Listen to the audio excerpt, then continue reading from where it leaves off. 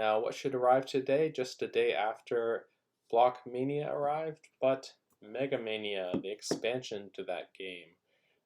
It is, if you've seen my previous video on Block Mania, it's about an event in the Judge Dredd comic book, 2000 AD, in which the future Mega City 1 is thrown into turmoil as all the citizens start to wage war with one another, having been driven mad by a poisonous gas. What does this expansion bring? Well, largely it's actually fairly similar contents to the main game. And you don't necessarily need this expansion to play the game. But rather, what this expansion lets you do is it gives you the components to extend it from just a 2-player game into a 3 to 4-player game by giving you 2 new blocks. You have here the Milhouse Nixon block, the orange team, and you have the Sly Stallone block, the green team. And they're largely the same, right? The boards are similar layout. There are differences, as I discussed in the last video. There are differences between each tower, which make that, for small tactical differences, I suppose. They have the same blockers, the same numbers of blockers in them. And it's really just about creating that really multiplayer experience, with the exception that in this new reprint, they have decided to include the Happy Hour expansion, which was originally released as a freebie in White Dwarf. I think it was White Dwarf 94. And the Happy Hour expansion, you can see actually some of the tokens are being previewed right here, added one new blocker and some new weapons and armory, and some new armory weapons and some new hardware for all of the blockers. There's mixed views on the Happy Hour expansion. Some people love it, some people don't like it and don't play with it. But essentially, the common understanding of it is that it adds some pretty powerful weapons. Depending on how you see that, if you like the game to be a little bit more fast-moving, more explosive, more dynamic, then you might like it. If you think that they're unbalancing, for instance, then you may want to play without it. But in any case, it's very nice to have that all included in this new reprint. So this is now kind of a complete package. You don't need to look for anything else to have all the things that were ever released for it. And also, I'm hoping, we'll open up and take a look. I'm hoping that these actually got individual counters, because back in the day, in the White Dwarf, you actually just got paper printouts that you were expected to glue them on top of existing counters. So in that sense, they actually replaced certain counters in the game. For example, the new blocker Jaeger is basically an elite version of the City Defense, which are basically neighborhood watch on steroids. So you glue them right over the top of the counter, and you lose that counter effectively and it would become a Jaeger unit from now on. The bad part about that, obviously, is once you upgraded, you couldn't really go back to playing without it, unless you just, I guess, remembered to ignore the Jaeger card. Less easy, obviously, with the hardware that you would replace and the armory weapons and such. Which actually kind of brings up another question. If they originally replaced tokens, then and they got new tokens in here, are you expected to remove those tokens from the cup before the game? I would imagine so, but we'll take a look and find out. So yeah, let's open it up. And we're just going to do a quick look at the components and kind of describe them a little bit, so you get a sense of what comes in this. And hopefully get a chance to do an actual play of this as well.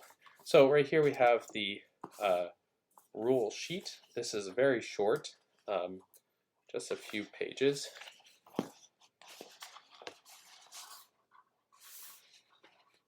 It does describe the basic turn sequence, Phasing Fire has all the summaries. I believe those summaries are probably the same as in the normal rulebook, but without the descriptions. You actually can pretty much figure out from just the summaries. It's a simple game. And let's see, you have some player's notes. Mega Mania for playing Block Mania with more than 4 players. I really wonder how that would go. It might drag on, but it could be pretty crazy. Yeah, I don't see actually the rules for the new components in here, so those must be elsewhere, unless I missed them.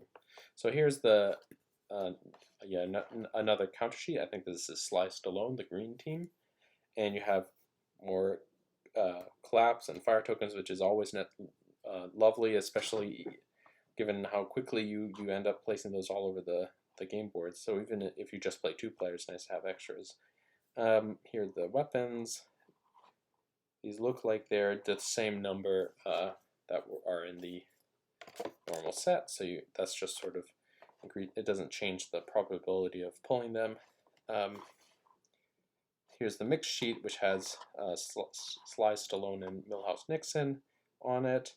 The command point counters. Yep, no new counters there, I don't think. And here's the rest of Milhouse Nixon. So again, just great print quality, lovely, thick cardboard. So Happy Hours included separately, and this is also just, again, a reprint of the White Dwarf article. Pretty much straight reprint. It's just one sheet, double-sided. So here I'll describe all the new items. Things like thermal bombs are just really powerful demo charges that can take down I believe they automatically collapse the square they're in. Robodogs, which you use as a kind of a close combat weapon, or you can send them off to attack. Sucker guns, nerve gas, plascrete virus, lots of really nasty stuff. I think if you're playing this game for balance, I would say play a different game. The game is very, very quite random, and I did have a chance to do a little tiny play test last night on my own with my kids, and yeah, it's quite random. You really are playing just to see what happens and have fun, and it's quite silly. It's also quite violent. I had to temper some of the descriptions for my kids a little bit.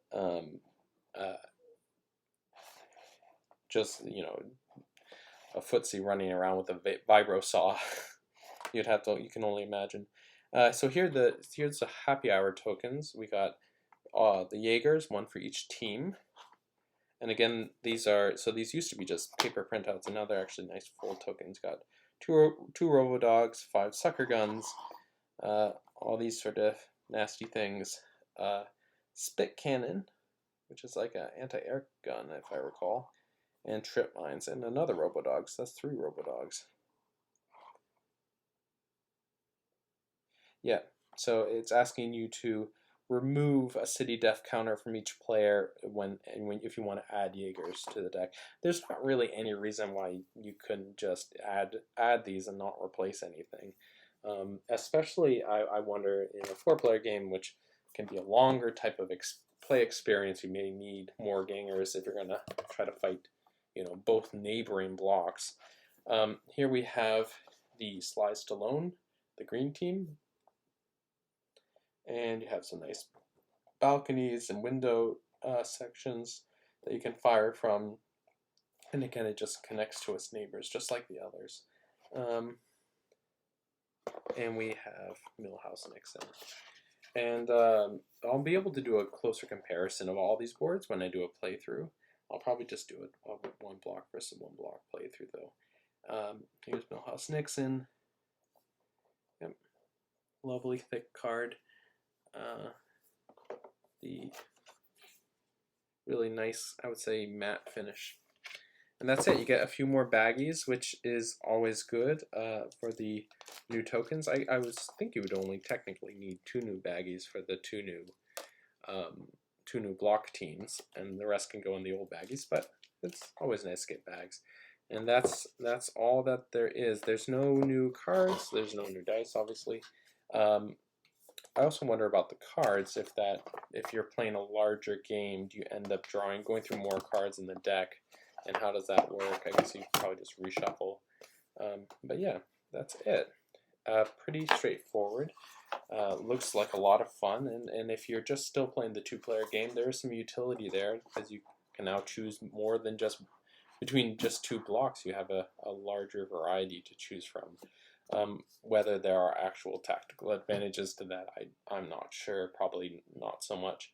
But it is always nice to have the selection, and the inclusion of happy hour is a fun little option, so that you have everything in one package, and nice full cardstock counters for that. Alright, so thank you for watching so far, and let me know what you think of these games, if you pick them up, if you played them back in the day.